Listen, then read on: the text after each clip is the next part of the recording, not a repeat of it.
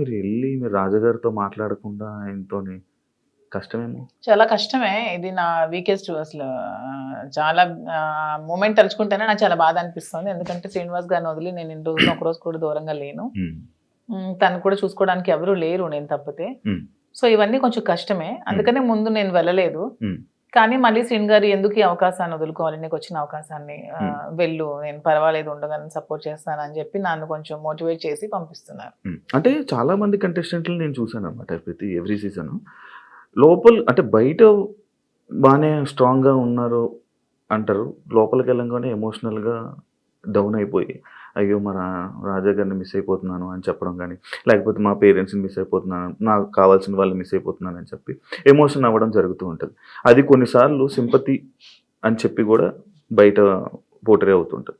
Like అలా మీరేమైనా miss అయ్యి దీని గురించి ఎమోషనల్‌గా ఏడవడం అలాంటివి ఏమైనా జరుగుతాయా? అలా ఏం లేదు.